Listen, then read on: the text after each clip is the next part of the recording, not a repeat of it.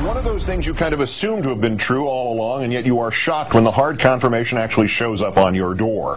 Our fourth story tonight from the former White House press secretary himself, word that the Bush White House routinely sent, and as far as we know still sends, literal talking points to Fox News for its primetime propagandists, Bill O'Reilly, Sean Hannity, and the others, to spout as if ventriloquist dummies, as if they had thought of it themselves, as if they had come to those opinions independently, as if there had been a process that was either fair or balanced. Former Bush Press Secretary Scott McClellan, appearing this evening on MSNBC's Hardball, ripped once and for all the fig leaf off the Fox News claim of fairness, of integrity, ending, one would hope forever, the debate over whether a government has really used private media as a propaganda outlet. Some of the wrong judgments.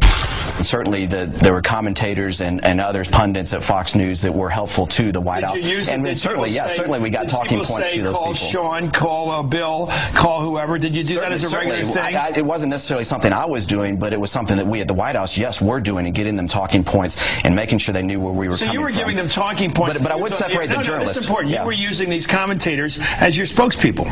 Well, certainly. I think that happens to both ways when people go on other networks as well that are favorable towards the Democrats and so forth. Nobody's ever fed me any crap like that, so I don't know what you're talking about. Well, you're an independent-minded guy. Thank you. Yeah. But aren't you a little embarrassed by the fact that your White House used a television network which is purportedly fair and balanced as your mouthpiece? I think everybody in this town uses people that are going to be helpful to their cause to try to shape the narrative to their advantage.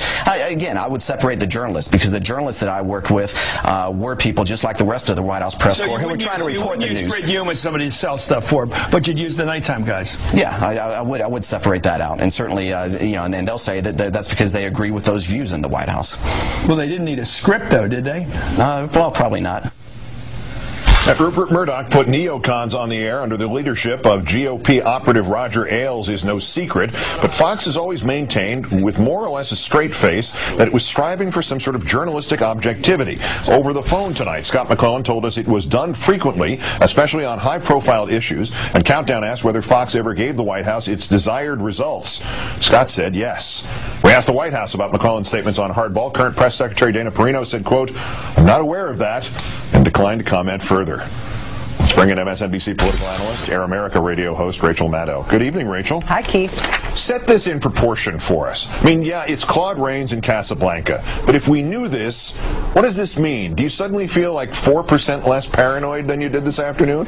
I'm worried that it makes me naive, that I'm angry. Wow. I'm worried this actually makes me mad. I'm not mad at Fox. I feel like, they make their peace with themselves and their God, and, they pledge allegiance to nobody other than the bank at which they cash their paychecks every week. But I'm mad at the government for facilitating this. I'm mad at the leadership of our government, which swears to uphold the Constitution, and it's supposed to be illegal in America to propagandize the American people.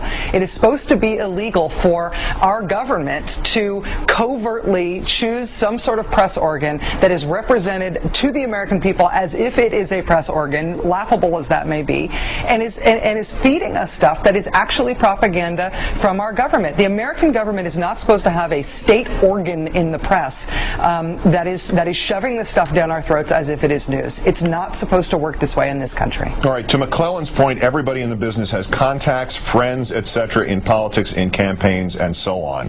Your principal outlet, Air America, is openly allied with Democrats and Democratic causes.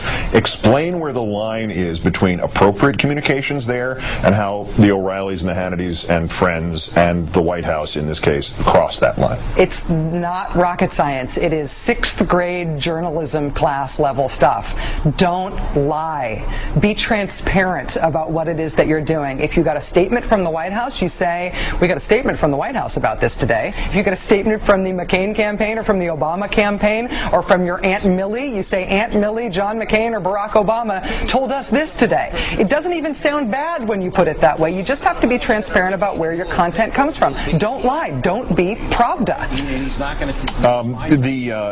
The fact that the White House paid people to echo its opinions and the Pentagon uploaded its own opinions to military guests, and comedian Rush Limbaugh described himself as a water carrier, expressed relief after the midterms in 2006 that he could stop carrying water for the undeserving. But now Fox. Does anyone actually believe believe the right-wing stuff they spout, or are all they doing just sort of making a buck to keep the masses hypnotized?